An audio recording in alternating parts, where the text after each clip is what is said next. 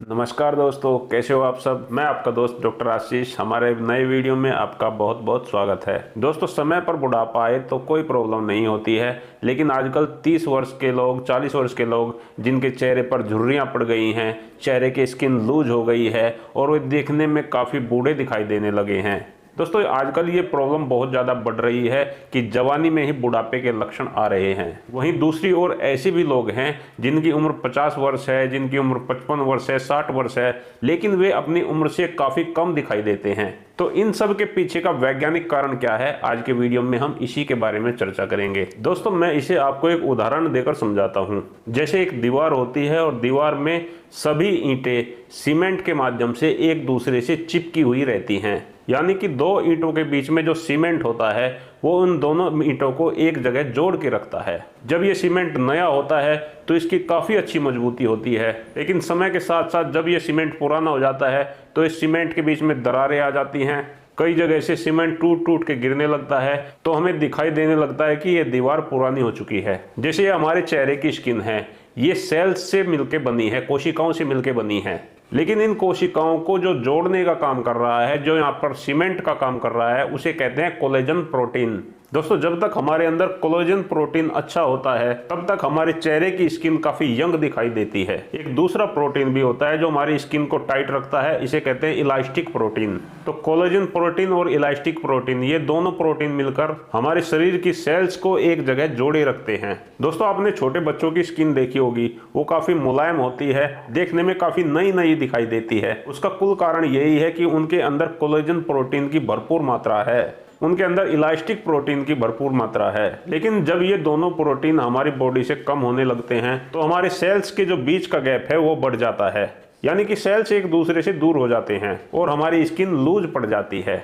दोस्तों, इसी समस्या को झुर्रियां कहते हैं। आपने देखा होगा बूढ़े लोगों के चेहरे पर सलवटें पड़ जाती हैं, झुर्रियां पड़ जाती हैं। तो इसका सीधा सीधा मतलब यही है कि उनकी स्किन के अंदर कोलेजन प्रोटीन कम हो गया है, उनकी स्किन के अंदर इलास्टिक प्रोटीन कम हो गया है। ये दोनों प्रोटीन कम हो जाने से उनकी स्किन लूज हो जाती है और काफी डल दिखाई देने लगती है।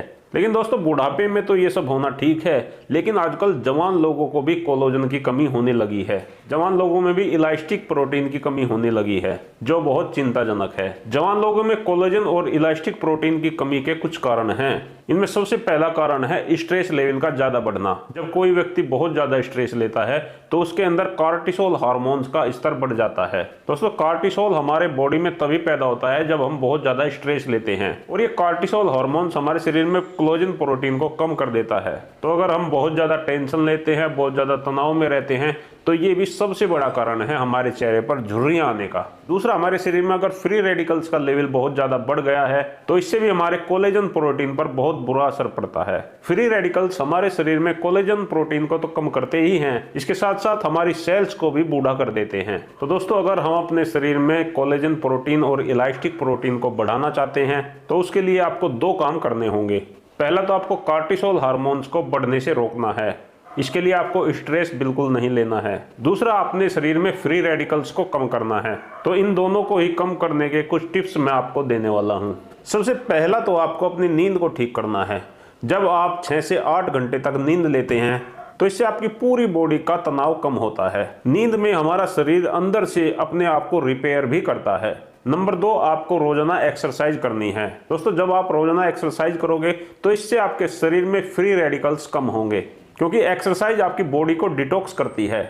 एक्सरसाइज करने से आपकी बॉडी का स्ट्रेस कम होता है और कॉर्टिसोल हार्मोन्स बनने की संभावना कम हो जाती है। नंबर 3, आपको अपनी डाइट को ठीक करना है। अपने खाने में तली भुनी हुई चीजें, ज्यादा फास्ट फूड नहीं खाना है। आपको अपने खाने में फलों को ऐड करना है, ऐसे फल जो स्वाद में खट्टे होते हैं, क्योंकि दोस्तों विटामिन सी अगर हम फलों के द्वारा लेते हैं तो ये फल हमारे शरीर में एंटीऑक्सीडेंट का काम करते हैं, और एंटीऑक्सीडेंट ही फ्री रेडिकल्स को कम करते हैं। खट्टे फल जैसे आंवला, कीवी, अंगूर, अमरूद, आलू बुखारा, आप इन्हें अपनी डाइट में शामिल कर सकते हैं।